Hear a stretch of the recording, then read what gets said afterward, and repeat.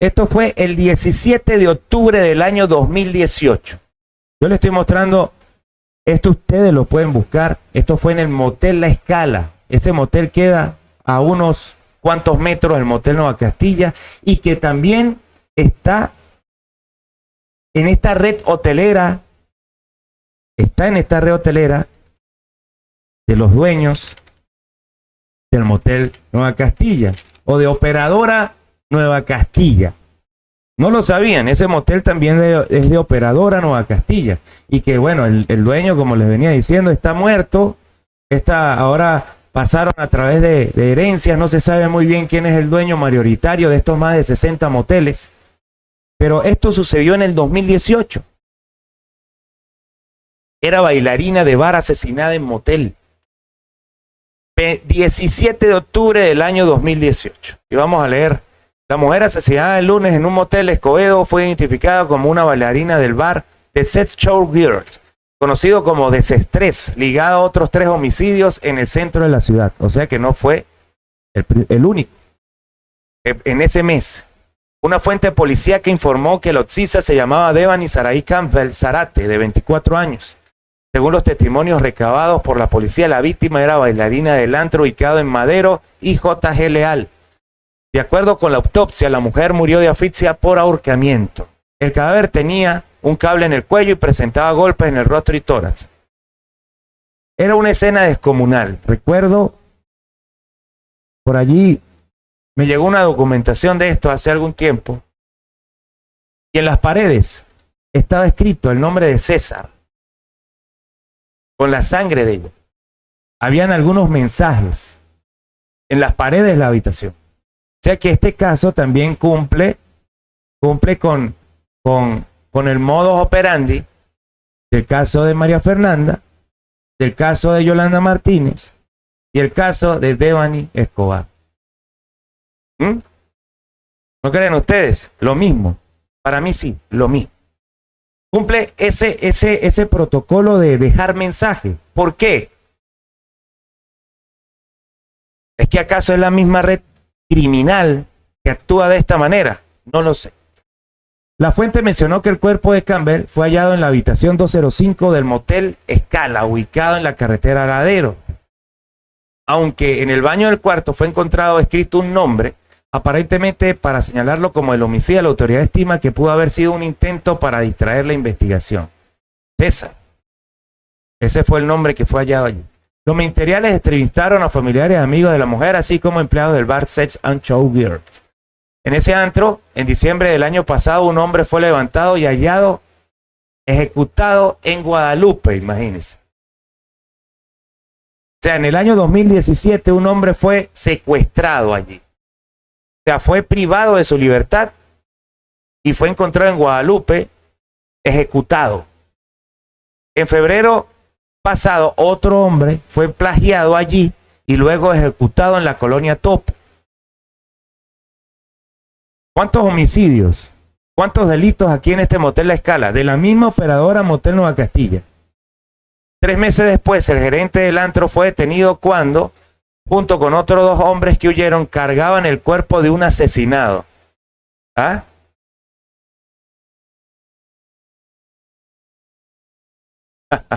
Wow.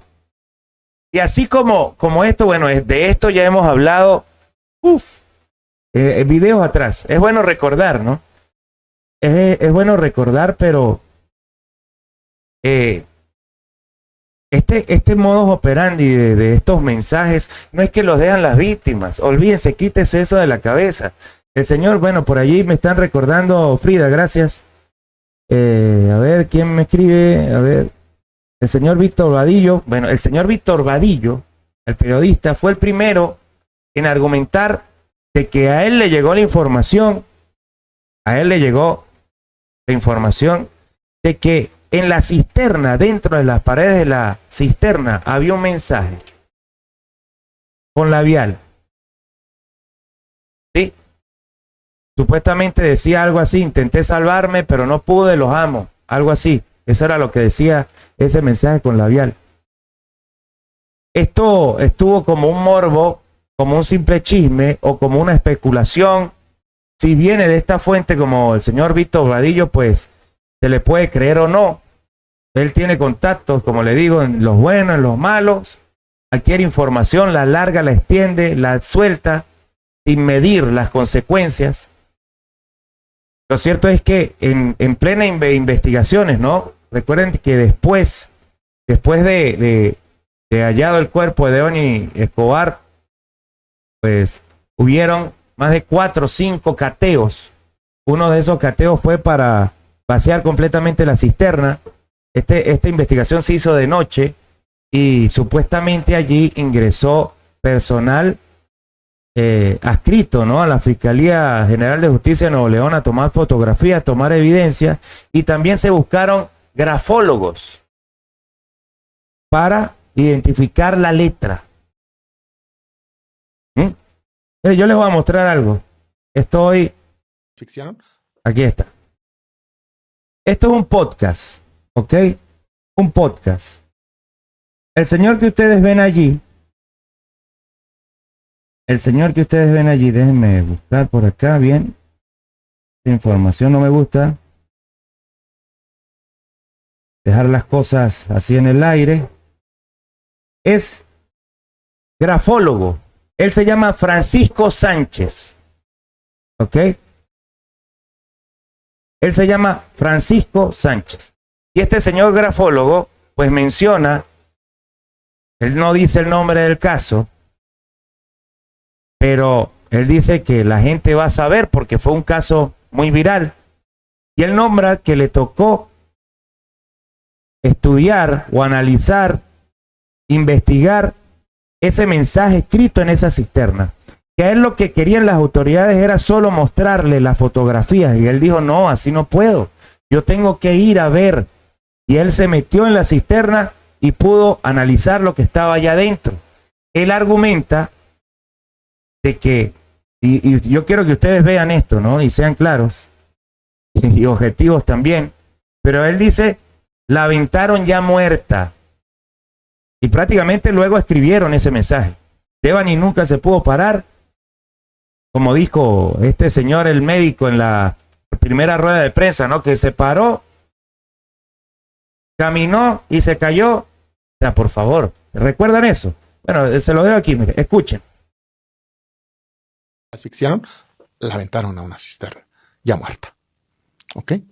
La asfixiaron y la aventaron a la cisterna ya muerta.